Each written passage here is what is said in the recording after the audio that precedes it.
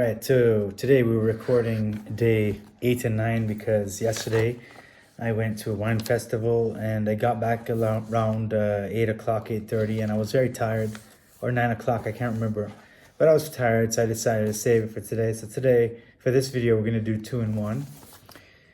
So what did I do yesterday? The first thing was I went to the Mother Armenia monument. And I think that was very important because if you recall, the first day I was here, or the second day, I couldn't get into the museum because the museum was closed on Mondays. So I went to the site, and I got a lot out of it because you have to understand the Armenian mindset and how that mindset can determine what and how they view food. But before I did that, I saw a lot of graffiti. And if you remember, I actually posted a video before this one. There's a lot of graffiti. And the graffiti, unlike France, is it's very left wing. So that was an interesting event. There's a lot of memorials to people who have died regarding graffiti, and so it's just one of those things that we can't necessarily divorce. That nationalism is very important. Also, these posters that I see, it's the President Pashinyan here, the leader of the country. I can't remember if he's president or prime minister. I think he's president. There's 30 pieces of silver and the Turkish flag.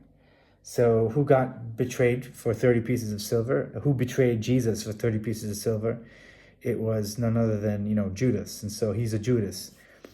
Little side note before I forget, this is me with the Aram Khachaturian bench. And I just had lunch there yesterday when I was walking to the monument. So, the graffiti there was important to look at. But the museum itself is central because you really get a sense that there's some unresolved issues with the loss of Artsakh and even parts of Western Armenia, or Eastern Turkey, depending where you're from. There's a lot of, like, on your way to the monument, there's these booths for children and rides and everything like that. And I didn't take any pictures of that because it seems weird. But there's a lot of rides and there's toy guns and everything like that. And I saw some toy guns being sold. And there's this icon. I have to figure out what this means. This is a united Armenia, I guess, part of the Erdentists' claim. And I think that the Artsakh War was the beginning of this idea of regaining lost lands. And Artsakh was like the first thing to acknowledge this renewed approach to regaining those lost lands. And, people, I don't know, maybe people think that's too much, but the flag of Armenia itself is a good symbol of what it means to, want to reunite. So the red in the flag is this continuous struggle of the Armenian people for existence, the Christian faith, independence, and the freedom of Armenia, as well as the blood shed by the Armenians for the defense of the motherland. So this is important. This is important because the Armenian highlands are the mountains. And it says the mountains are important, and whether or not that's going to get conflated with, like, say, Arafat or anything, that's something I guess maybe I need to investigate some more to really understand that. There's a lot of talk in the museum. There's a lot of people admiring the sacrifices of people who died, and right on the outs, and this is what I really thought was interesting. On the outside of the monument, I took a picture of it. I can't find it. Rather strange. I know I took a picture. Anyway, there's a grape. There's on the outside of the monument. There is. Here it is. It didn't come out very well. That's the hammer and sickle and grapes. Hammer and sickle and grapes. So the Mother Armenia monument was made right after World War II, and there was a statue of Stalin before Armenia. The Mother Armenia statue was placed upon the pedestal, although it did remain vacant for a couple of years until the Mother Armenia statue was finished. And of course, the grapes are important. And why are grapes important? Because Armenia invented wine, according to the narrative, according to the story of Noah in the Bible. So right after Noah came off the boat, off the ark, he planted a vineyard, and that vineyard we got grapes out of that vineyard. And so grapes is a very important food and wine and other grape products. Dolma is made out of the grape leaves. So grapes, as a fruit, very important. Apricots too. Apricots were taken from Armenia, and so a lot of apricots are very important, and pomegranates too. But it seems wine is really a point of pride, and grapes are everywhere. And I think the wine is essential to the Armenian soul. And I've been reading a few articles. Wine, the art of making wine, was almost lost during Soviet times because of the land was appropriated for food production rather than grapes. And so when the Soviet Union fell, there was this renewed push to develop wine and wine industries, and we see that today. And now, yesterday I went to this huge wine festival, had some white wine, and it was very nice. Somebody from a friend of mine showed me around, and so that was wonderful. And we met some high school kids that actually made wine on the direction of a teacher, so that was really nice. And I got this little thing. So it is basically grape molasses wrapped in walnut, and so it's not really sweet. It's like a fruit. There's a bit of bitterness, but it's really quite delicious. So every part of the grape is used.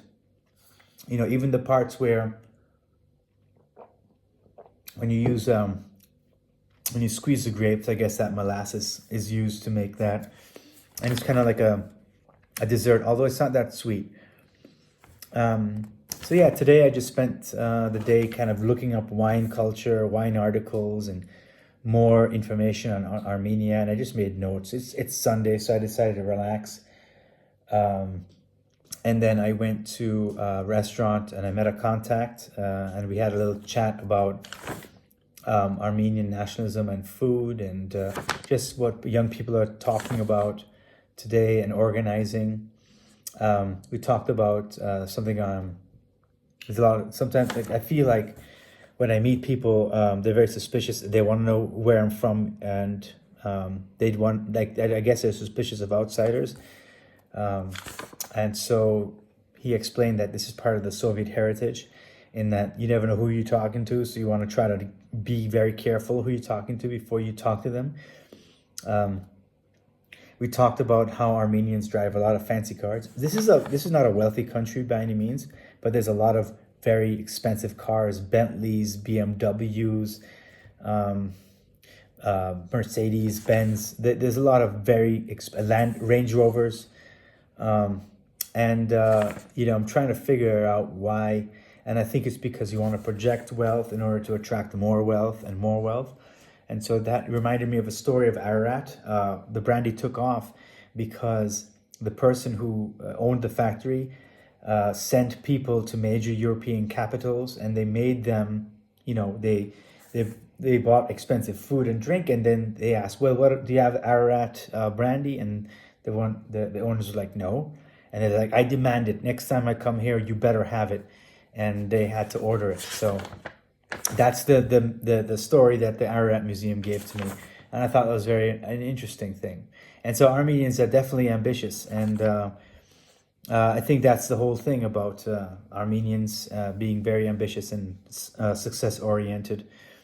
Um, and we went to a restaurant and we had some Syrian food, some Arabic food, I guess Arabic food, Syrian food, and it's very good. And it's because of this during the Civil War, there were a lot of Armenians, Syrians, and Lebanese that came after the explosion, and they came back to Armenia because of the instability. They wanted to escape, so they came back, and then they changed the landscape of how food is eaten, and how food is like restaurant culture.